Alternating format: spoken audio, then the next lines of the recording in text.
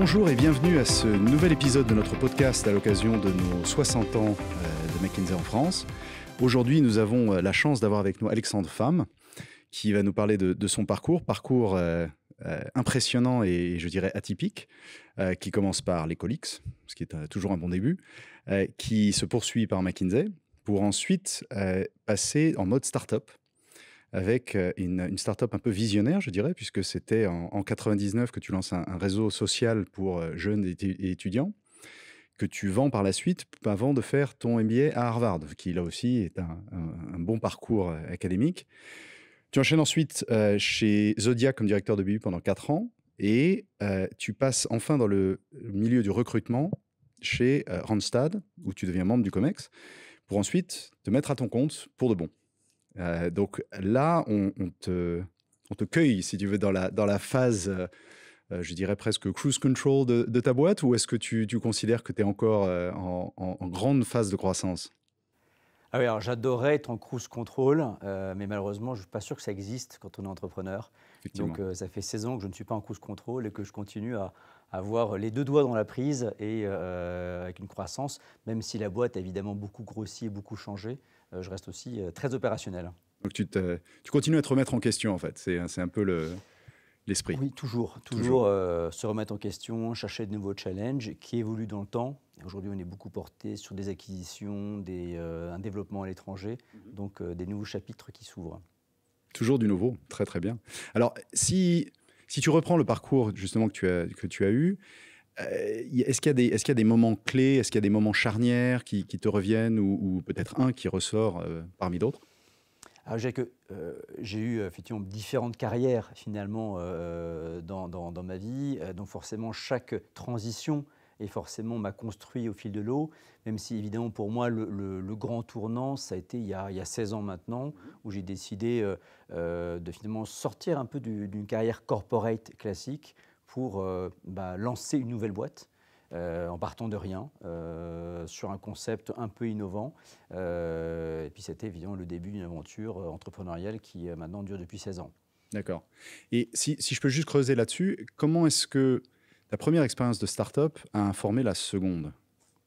Alors, je ne l'ai pas réalisé tout de suite sur le coup, Mhm. mais je pense que cette première expérience qui n'a pas été un succès, puisque bon, tu as dit très gentiment que la boîte a été vendue, la réalité c'est qu'elle a été baradée en 2001, juste au moment de l'effondrement de la bulle Internet, mais c'était une expérience qui a été, je pense, finalement fondatrice Mhm. de ce que j'ai refait un peu plus tard, mais en partie consciemment et inconsciemment, en apprenant un petit peu des erreurs que j'ai fait à l'époque, ou en tout cas de ce que j'ai mal vécu à l'époque, Ouais. que ce soit sur d'abord le choix du secteur dans lequel j'opère. Ouais. J'avais voulu créer un truc qui était très innovant. Alors maintenant, ça paraît un peu bateau, mais à l'époque, un site communautaire pour étudiants, c'était un truc qui n'existait pas vraiment. Ah oui, c'était avant Facebook. C'était avant Facebook. Voilà. Donc, j'étais malhonnête de dire que c'était un peu Facebook avant l'heure, mais bon, un peu moins bien fait quand même. L'idée était là. Et je me suis dit, finalement, je suis peut-être pas un grand créatif. En revanche, c'était mon côté un peu ingénieur. Bon, être dans un secteur que je connais bien et faire des trucs un petit peu mieux que les autres, c'est peut-être un peu plus safe et me correspond peut-être un petit peu mieux. Donc c'est vrai que la boîte que j'ai lancée était un truc qui était effectivement innovant, mais dans un secteur dans lequel j'avais déjà travaillé pendant quelques années. Premier point important. Deuxième point important, j'ai voulu sortir du schéma un peu très glamour de les grands levées de fonds, venture capital, en espérant être rentable un jour. Et c'est vrai que j'avais très très mal vécu la restructuration que j'ai dû faire en 2001, où avant de se brader, j'ai dû virer 80% des personnes que j'ai embauchées, et personnellement ça a été horrible. Et lorsque j'ai lancé effectivement le groupe Mr Temp il y a 16 ans, j'ai voulu créer entre guillemets une vraie boîte, avec des vrais clients, avec des vrais revenus et une vraie rentabilité, pour ne pas faire un coup mais créer une boîte qui va durer dans le temps. Et je pense que ça a été des fondements personnels assez forts et qui m'ont permis de construire une boîte sur des bases, je pense, un peu plus solides que celles que j'avais tenté de faire 25 ans plus tôt. Alors, sur le parcours justement que tu as eu, il y a clairement un facteur et un thème, je dirais, humain. Il y a dans le relationnel, dans le secteur que tu as finalement choisi, dans lequel tu t'es établi avec succès. Est-ce que tu sens cette fibre dans ton parcours? Est-ce que c'est quelque chose que tu as cherché, ou est-ce que c'est quelque chose que tu constates en te retournant maintenant sur ta carrière? C'est pas quelque chose que j'ai cherché en tant que tel, mais c'est vrai que quand je reprends un peu si je devais trouver un fil conducteur dans les différentes expériences que j'ai pu avoir, comme tu l'as Ouais. dit, bon, le conseil, le nautisme, le travail temporaire ou le recrutement, qu'est-ce qui fait le lien de tout ça? C'est avant tout l'humain, la gestion en fait de personnes, de projets, le côté management qui m'a plu. Et les transitions que j'ai pu réaliser ont été systématiquement drivées par des rencontres. Ce sont des rencontres avec des gens qui m'ont fait rentrer dans le nautisme, parce que j'ai aucune affinité avec les bateaux a priori. C'est juste que j'ai rencontré un gars super qui s'appelle Jean-Louis Girondeau, enfin, qui est décédé aujourd'hui, mais qui était un ancien McKinsey d'ailleurs, D'accord. qui m'a dit bah, écoute, si tu veux faire de l'opérationnel, viens chez moi. Mhm. Donc tous mes copains m'ont dit ah super, t'adores les bateaux. Non, j'ai jamais fait de bateau, c'est pas un truc qui me passionne. Mais en revanche, les gens que j'ai rencontrés m'ont plu et le projet de devenir un jour patron d'une petite BU, ça me branche et c'est comme ça que j'ai fait le choix de rentrer là-dedans. Et le choix de rentrer dans le travail temporaire, ce n'est évidemment pas une vocation. Je n'ai jamais rêvé de rentrer dans ce secteur-là, même un secteur pour lequel j'avais entre nous une vision assez négative avant Ouais, de le d'accord. rejoindre. Mais c'est vraiment quelqu'un qui s'appelle Philippe Salle, qui a une influence extrêmement forte sur ma carrière, qui est venu me draguer à l'époque pour que j'aille le rejoindre chez un groupe qui s'appelait Vedurbis, qui est devenu Randstad ensuite. Et c'est comme ça que j'ai sauté le pas pour rejoindre ce secteur-là. Alors justement, parlons de Philippe. Est-ce que c'est quelqu'un qui, justement, a marqué ta carrière et que t'a marqué personnellement, peut-être les deux? Comment ça s'est passé, cette rencontre? Alors, Philippe a été un de mes tout premiers chefs de projet chez McKinsey. Donc, D'accord. j'arrivais, j'étais haut comme ça, lui était un peu plus grand, mais pas beaucoup plus grand. À l'époque, c'était des engagement managers, donc effectivement Mhm. chef de projet. On avait bossé sur une mission bancaire, on avait très très bien bossé ensemble. Quelqu'un qui voilà, grosse machine intellectuelle, gros Mhm. bosseur, et en même temps vachement humain, sympa, etc. Donc on a eu voilà, on a fait un super projet ensemble. Ouais. Et on était resté en contact après. Alors lui avait quitté McKinsey effectivement quelques années plus tard pour devenir opérationnel effectivement dans le recrutement. D'accord. Et puis à 2-3 reprises, il avait cherché à m'embaucher. Et effectivement, quelques années plus tard, c'est lui qui m'a fait un appel du pied pour me dire écoute, Alexandre, voilà, je restructure mon équipe de direction. Ça me ferait plaisir de faire venir des gens qui ont à la fois une tête bien faite et avec un vrai goût opérationnel. Est-ce que ça te plairait de venir me rejoindre? Et je n'aurais jamais sauté le pas si ce n'était pas pour lui. Je suis venu pour lui, pour effectivement le job qu'il me proposait. Et alors, le job qu'il me proposait, c'était un job qui était effectivement avoir un PNL assez important. J'avais à peine 30 ans, avoir un PNL à 1 milliard d'euros. C'est un truc que jamais il ne m'aurait proposé si jamais on n'avait pas bossé ensemble avant, qu'il y a une forme de confiance en moi Oui, qui oui. était assez forte. Et c'était un choix extrêmement structurant pour moi. Et d'ailleurs, même dans la suite, lorsque j'ai monté effectivement ma boîte, la première personne évidemment que j'ai appelée, c'est Philippe, pour dire voici mon projet.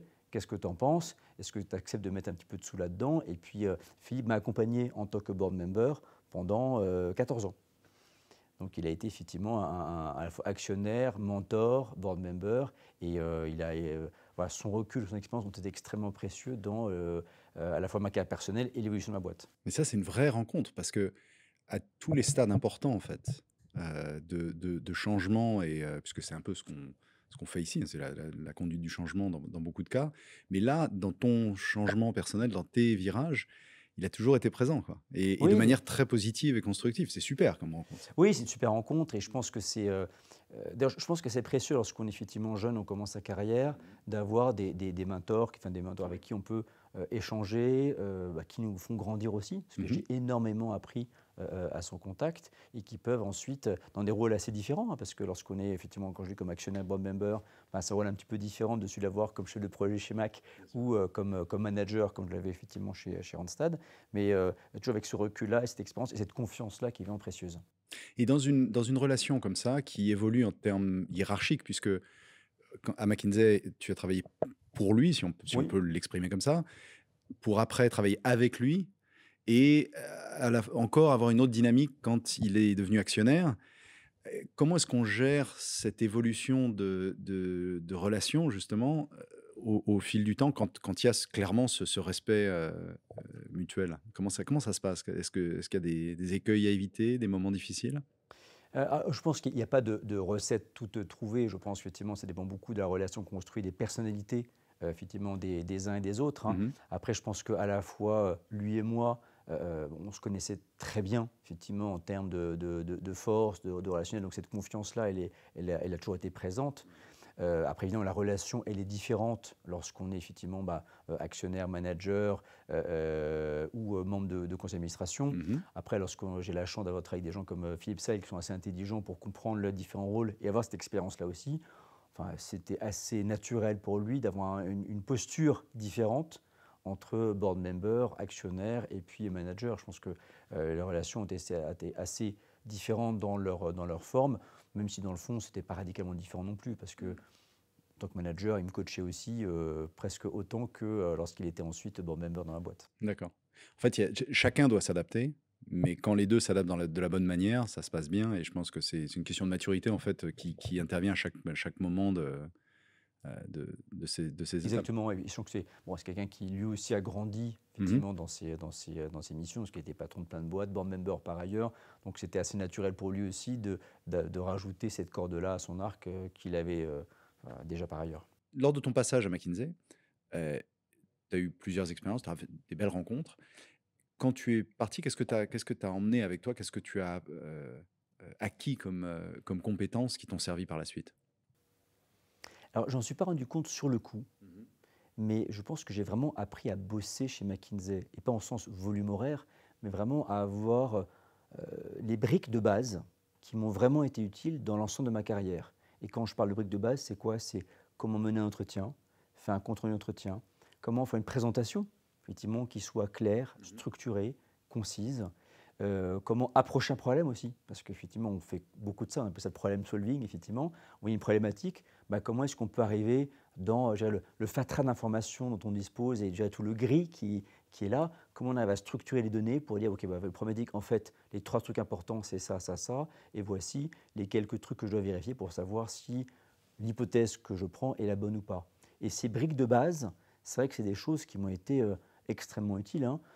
Même dans mes présentations à mes potentiels investisseurs là récemment, bah, c'est vrai que comment structurer un raisonnement, une présentation qui soit organisée, claire, concise, c'est des choses que j'ai vraiment appris chez McKinsey et je pense que ces briques-là m'ont été utiles pendant toute ma carrière. Et c'est quelque chose que tu utilises toi? Est-ce que tes équipes l'utilisent aussi? Est-ce que tu as passé le savoir à tes équipes actuelles? Ah oui, non, mais je suis quelqu'un qui suis assez exigeant de ce point de vue-là. Enfin, l'exigence aussi, c'est quelque chose que j'ai appris effectivement chez McKinsey bah, pour essayer effectivement d'expliquer à mes collaborateurs quelles étaient mes attentes et comment est-ce que eux doivent aussi monter un petit peu la barre d'exigence vis-à-vis de leurs propres clients. D'accord. Voilà.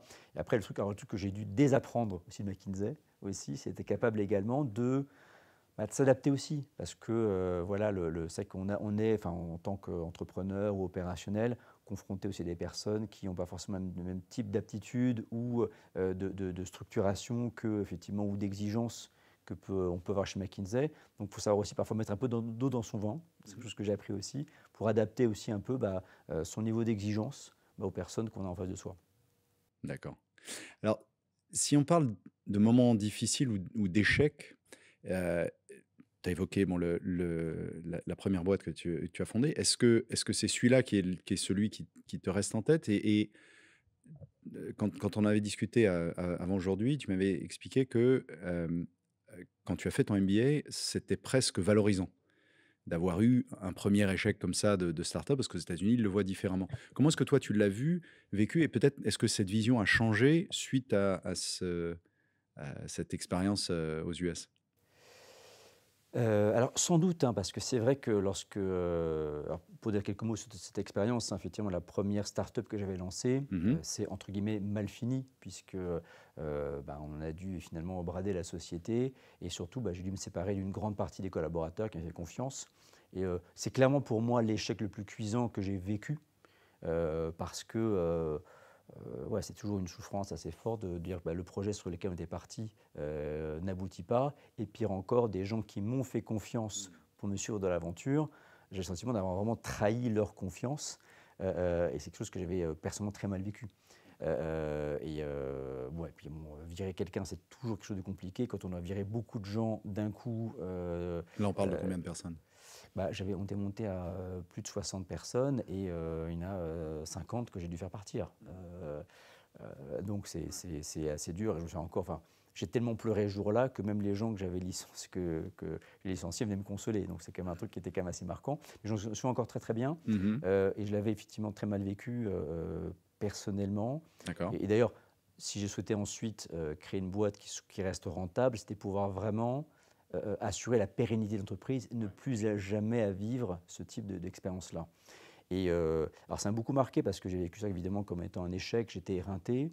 Et c'est vrai que je suis parti aux États-Unis à ce moment-là, effectivement, pour reprendre des études où j'ai fait un MBA. Et c'est vrai que lorsqu'on vit un échec comme ça, enfin, on vit un peu avec une forme de honte. Oui, Je vous dis, oui. hein, j'ai une forme de honte, une forme de oui, bon, bah, on n'assume pas trop le fait que la boîte a planté. Et c'est vrai que le fait de partir aux États-Unis où je discutais avec d'autres personnes, je racontais l'aventure, dire, ah, bah, t'as planté une boîte, ah oui, moi j'en ai planté deux. Bon, bah, enfin, c'était d'une banalité affligeante quelque part, et avec une vision très positive parce que, bah, effectivement, bah, tu repars derrière et c'est beaucoup mieux et tu grandis vraiment de cette expérience-là. C'est qu'on dit souvent que cette acceptation de l'échec est beaucoup plus forte aux États-Unis, et je pense que c'est une réalité. Ouais. Et qui m'a aidé à tourner la page de façon très positive, de ne pas être écœuré de l'entrepreneuriat et d'en tirer des leçons à la fois implicitement et implicitement. Et je pense que, à nouveau, je dois beaucoup à rien n'est gagné, hein, mais en tout cas à la trajectoire plutôt mieux réussie cette fois-ci dans la boîte que j'ai montée maintenant, grâce à l'expérience que j'ai vécue dans ce cadre de ce premier échec. D'accord. Alors, ce qui est intéressant, je trouve, c'est que on ressent dans ce que tu as évoqué, la première chose dont tu as parlé là, c'est les gens qui ont perdu leur emploi comme conséquence. Et on te retrouve des années plus tard à trouver des emplois pour les gens. Moi, je pense que c'est pas un hasard, mais comment est-ce que toi tu le vois? Est-ce qu'il y a un lien entre le fait que est-ce qu'il y a une forme de culpabilité constructive que tu mets à profit de ce nouvel effort dans ta boîte, ou est-ce que c'est purement une coïncidence? Je ne m'attendais pas à cette distance un peu canapé, divan, psychologie. Non, mais c'est possible, hein, c'est possible. Ça fait en tout cas que dans la façon dont j'ai perçu le travail temporaire et qui m'a fait basculer aussi, en plus du discours de Philippe, c'était ce que je considère comme étant une noblesse, le fait de trouver du boulot pour des gens. Ouais. Dans un métier qu'on associe souvent au côté précarité, Mhm. c'est vrai que moi j'avais été, je m'étais fait une expérience avant de signer pour rejoindre ce secteur-là, je m'étais fait passer pour un candidat mystère. Et j'avais été près de la gare du Nord pour aller me faire passer pour un candidat intérimaire et voir comment est-ce que dans une agence de recrutement on était reçu. Ah, Et moi, c'est important de côté un peu terrain, voir un peu, voilà. Et c'est vrai que j'avais été marqué parce qu'il y avait des gens qui m'accueillaient de façon très positive. On me disait, ah, bah, écoutez, votre profil, bah, c'est intéressant. Attendez, on va vous aider à trouver un boulot, vous inquiétez pas, etc. Et j'avais été touché par cette approche-là qui était quand même très différente des clichés que j'avais sur le secteur. Je me dis, ouais, bah, c'est vrai qu'on fait comme un boulot qui est sympa d'aller aider des gens à trouver un boulot. Et je pense que c'est une vocation qui est importante. Ouais. non, c'est sûr. Alors, est-ce que c'est lié à ça ou pas Peut-être. Peut-être. Bah, je pense que ça, bon, sans vouloir creuser trop loin non plus, mais je pense que c'est, il y a clairement des jalons dans ta carrière qui s'enchaînent je trouve, sans véritable hasard. Je pense que c'est clair que tu es là où tu devrais être, et je pense que c'est pour ça que ça se passe bien. Donc, c'est tout à ton honneur, quoi. Si on regarde justement les gens qui contemplent ta carrière, qui se lancent maintenant, quel genre de conseils tu donnerais à ces gens-là? Que ce soit des gens qui se lancent dans une start-up, un, un volet de conseil, ou les gens qui contemplent une carrière dans le conseil pur, c'est-à-dire McKinsey ou autre, euh, avec éventuellement un œil sur une carrière qui évoluera ailleurs après. Quel genre de conseils tu pourrais donner dans chacun de ces cas à des jeunes qui débutent? Alors je pense qu'il faut, enfin évidemment, lorsqu'on est jeune et qu'on débute, il faut être une éponge. Il Mhm. faut accumuler un maximum d'expérience, de rencontres, d'enrichissement. Et je pense que d'ailleurs, McKinsey a été extrêmement fondateur dans Mhm. la façon de bosser. Euh, Appréhender un entretien avec un candidat, échanger, faire un compte-rendu, faire une présentation, D'accord. sont des skill sets, hein, pour reprendre un peu un langage effectivement McKinsey, qui m'ont été indispensables dans toute ma carrière. C'est une notion des briques de base, on va dire Oui. ça comme ça, qui sont extrêmement polyvalentes et qui m'ont été extrêmement utiles et que moi j'inculque à mes équipes aujourd'hui sur la base des principes premiers que j'avais effectivement appris moi-même de McKinsey à D'accord. l'époque. Et je pense que s'imprégner de ça, je pense que c'est extrêmement précieux, entre toutes les expériences qu'on peut avoir. Et après, je pense effectivement suivre des personnes effectivement, qui peuvent inculquer ça, c'est des choses aussi qui sont extrêmement précieuses voilà, dans tout ce qu'on peut apprendre lorsqu'on prend sa carrière. Après, dans les choix qu'on peut faire ensuite, notamment après McKinsey, parce qu'en général, pour beaucoup de gens, il y a un moment et il y a un après McKinsey, Moi, le seul conseil que je peux donner, je trouve, c'est d'abord de suivre peut-être autant une personne qu'un secteur d'activité ou autre, et peut-être aussi, ce qui n'est jamais facile, essayer de s'affranchir des modes. Oui, Parce que c'est vrai que bon, bah, il y a des cycles dans tout, et puis bien il y a des sûr. modes. En ce Mhm. moment, c'est l'IA. Alors c'est vrai que le truc, allez, le truc, tout le monde a envie de faire de l'IA parce que c'est cool et que tout le monde sait qu'il y a un truc à faire là-dedans. Et moi, à mon époque, c'était Internet. Après, il y a eu quoi? Il y a eu métavers, Mhm. l'immobilier, le venture capital, bon, Crypto. les cryptos, bon, la blockchain. Toute période a un peu des trucs qui sont un petit peu à la mode en ce moment. Et j'ai tendance à dire que si on veut vraiment être épanoui, c'est rare qu'on arrive à choper la bonne vague en espérant suivre la tendance actuelle. On arrive généralement un peu trop tard pour profiter des vraies opportunités. Donc je pense que ce qu'il faut arriver à faire, je pense, hein, ça va savoir déjà qu'est-ce qu'on aime vraiment faire. Et finalement, être guidé avant tout par ça. Ouais. Et puis finalement, bah, en fait, être capable de surfer les vagues lorsqu'elles se présenteront dans le secteur d'activité qu'on apprécie.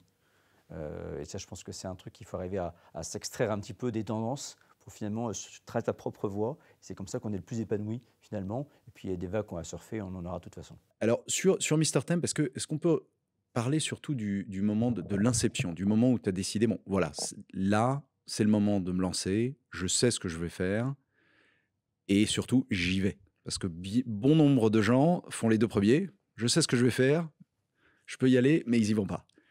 Toi, tu as fait le grand saut, qu'est-ce qui t'a dit que c'était le moment? Alors, pour être tout à fait transparent, le moment aussi a été dicté par un contexte qui est un contexte qui était pour moi où ça se passait pas très bien. Ah, d'accord. Euh, j'ai vécu la fusion entre Vedior et Randstad. Mhm. J'ai été finalement très malheureux, plutôt en phase avec la façon dont l'entreprise fonctionnait. Enfin, Philippe avait quitté l'entreprise il y a déjà quelques années. Et finalement, ce côté mal-être dans la boîte me disait, mais écoute, il faut que je trouve un peu autre chose. Je ne suis pas bien là où je suis, je ne me reconnais plus. Et c'est vrai qu'en cherchant un petit peu quelle peut être cette autre chose-là, que je me suis dit, bah, tiens, pourquoi est-ce que je ne repartirais pas dans une aventure entrepreneuriale, mais ce coup-ci, un secteur que je connais bien, qui est l'intérim, avec deux, trois trucs que j'avais pu constater de point de vue très opérationnel, hein, Mhm. qui me paraissaient effectivement des opportunités à saisir.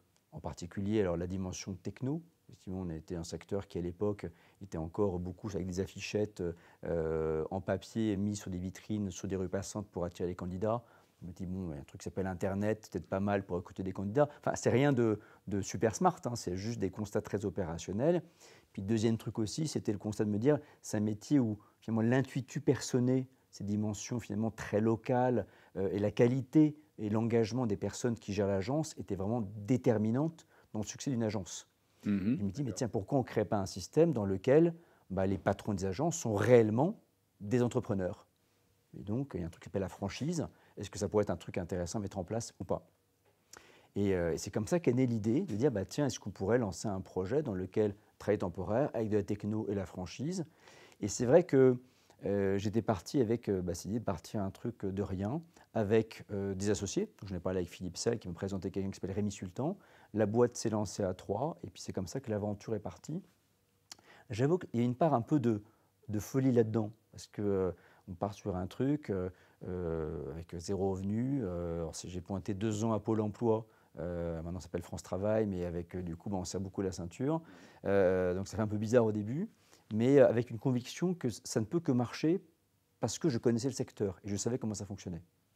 Donc là, quand il y a une branche qui s'ouvre, il y a un gérant de la branche qui est entièrement responsable de son chiffre d'affaires local, enfin de son activité locale, et qui partage les profits avec la maison mère, c'est ça? Comment ça se passe? Alors, le modèle, c'est un modèle de franchise, donc dans lequel l'entrepreneur qui lance son agence est un entrepreneur à 100%. Donc, Mhm. il crée sa société, il en est actionnaire à 100%, et il signe un contrat, effectivement, qui est un contrat de commercial, hein, Ouais. avec la tête de franchise qui est le franchiseur, dans lequel bah, il va recevoir une marque, un savoir-faire, des outils, et en échange de cela, il va reverser un pourcentage du chiffre d'affaires qu'il réalise à la tête de réseau.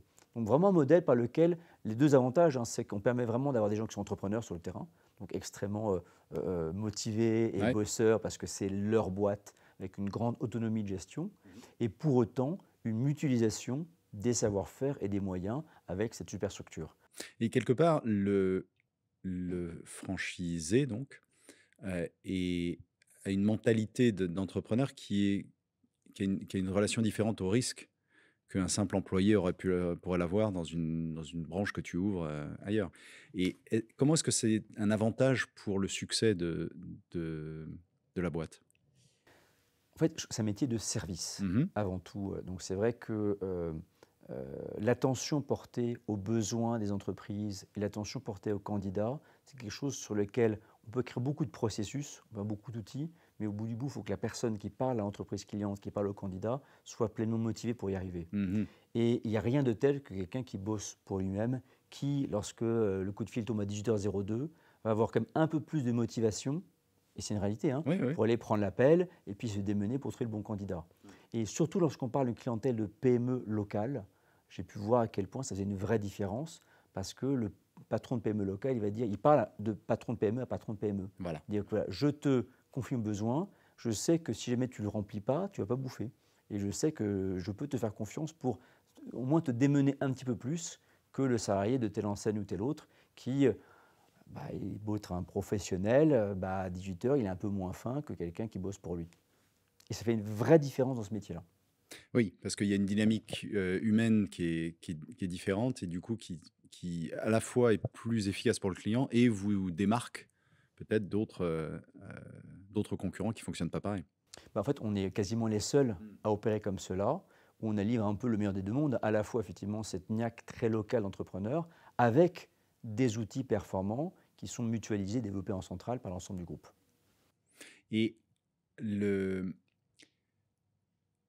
le modèle que tu as adopté, est-ce que c'est un modèle que tu as exporté d'une autre industrie ou que tu avais déjà observé, ou est-ce que c'est quelque chose que tu as conçu autour de ton idée de ce qui devait marcher à ce moment-là? Est-ce qu'il y a quelque chose qui t'a inspiré? En fait, c'est comme un puzzle, Mhm. en fait, hein. Je pense inconsciemment, j'ai assemblé des pièces de puzzle qui étaient déjà existantes. Et les pièces étaient quoi? C'était ce que j'avais vu surtout en tant qu'opérateur dans ce secteur-là, le succès des personnes, la techno, ce que j'ai vu dans d'autres secteurs. Effectivement, quand on voit la franchise, c'est un modèle qui cartonne dans la restauration ou le prêt-à-porter. Donc j'ai lu des bouquins effectivement là-dessus, j'avais interviewé quelques personnes. Et puis j'avais effectivement quelques modèles à l'étranger, notamment aux États-Unis, où il y avait une boîte qui faisait ça en gros et qui marchait très bien. Donc finalement, c'est toutes ces petites pièces ensemble qui ont fait que je dis, tiens, il doit y avoir un truc qui devrait marcher effectivement dans ce secteur-là. C'est comme ça que j'ai lancé, avec un petit garde-fou quand même que je mentionne, c'est que moi, j'ai toujours été marqué par le risque que ça puisse planter. D'accord. Et c'est vrai que lorsqu'on lance en tant qu'entrepreneur une aventure, on a toujours un des dangers, c'est de pécher par excès d'optimisme et Mhm. de se noyer dans un projet qui finalement va dans le mur. Mais on est tellement, on s'auto-persuade tellement que ça fonctionne qu'en fait on n'est pas capable de voir avec lucidité quand ça ne marche pas. Et j'avais pris 4 post-it, alors je les ai encore d'ailleurs maintenant, où je m'étais dit, alors je lance ce projet-là. Maintenant, voilà, j'ai une famille, j'ai des obligations aussi. J'ai 2 ans de Pôle emploi, donc il ne faut pas que je déconne non plus. Donc dans 6 mois, il faut que j'en sois à ce stade-là. Dans 12 mois à ce stade-là, et dans 2 ans à ce stade-là. Et si par hasard je n'y suis pas, il faut que tu aies le courage de dire dire stop. stop. Arrête et tu reprends un job corporate et c'est pas grave, tu auras tenté, mais là, il faut que tu aies ce devoir de lucidité. C'est Et presque plus difficile que de se lancer, en fait, de savoir dire stop. oui, moi, dans ma première expérience, lorsque je m'étais planté effectivement avec ma boîte, j'avais un board member qui m'avait trouvé tout triste. La boîte m'a planté, et qui m'a dit, écoute Alexandre, il vaut mieux une fin dramatique qu'un drame sans fin. Je me Joli, souviens très bien de la formule, joli. c'est que je trouvais vachement sympa, et il avait raison. Le pire truc qui se passe lorsqu'on lance une boîte, qu'on se plante, tant qu'on n'a pas de dette personnelle, bon, alors c'est évidemment, ça fait mal, c'est marquant, mais ça prête peu à conséquence en définitive. Et pour terminer, peut-être, où est-ce que toi, tu te vois prendre le prochain tournant? Je ne sais pas. Pour être tout à fait honnête, c'est vrai que j'ai construit ma boîte pas dans l'idée de faire un coup. Donc la boîte n'a pas été construite pour être vendue. Mhm, mhm. Je travaille peut-être à tort. Hein. Je n'ai pas 4 coups d'avance sur quel sera le prochain tournant. Alors j'ai une vision pour ma boîte Moi, je m'inscris mon avenir au sein de ma boîte aussi. Tant que je m'amuse, je continue. Ouais. Et puis, le prochain coup, je ne sais pas. Je ne suis même pas sûr qu'il y en a un d'ailleurs, hein. Peut-être mon petit fantasme personnel. Voilà. Mon rêve, peut-être, hein, pour l'après, serait de devenir professeur. Alors, c'est peut-être lié aussi à l'emploi, si je reprends un peu ta psychanalyse, Et à de l'humain. préparer les Et à gens, l'humain. effectivement. Mais c'est vrai que je me dis peut-être un jour, pour ma fin de carrière ou peut-être ma retraite, j'aurai le fantasme de devenir professeur de collège. C'est un truc qui m'a toujours... Ah, de collège, pas d'université. non, collège ou lycée. Lycée, d'accord. Peut-être parce que je dois moi-même énormément. Aussi à mes professeurs, effectivement, professeurs que j'ai pu avoir au collège et qui m'ont beaucoup aidé finalement dans ma construction de qui je suis aujourd'hui. D'accord. Et peut-être une envie un peu de rendre ça aussi à des jeunes. On me dit souvent que c'est le plus beau métier du monde et je pense que ça en fait partie en tout cas. Je suis entièrement d'accord. Dans quelle matière? Alors moi j'ai toujours été nul en philo et en français, donc par élimination ce serait plutôt les maths, je pense. D'accord. Écoute, Alexandre, merci beaucoup pour le temps que tu nous as accordé. Merci à toi pour ton accueil. Écoute, la conversation a été fascinante et j'en attendais pas moins. Et j'ai été plus que servi. Je pense que nos spectateurs le seront aussi. J'espère aussi. Et écoute, bonne continuation pour cette belle aventure. Et puis, sur les bancs de l'école à terme, si l'avenir peut le permettre.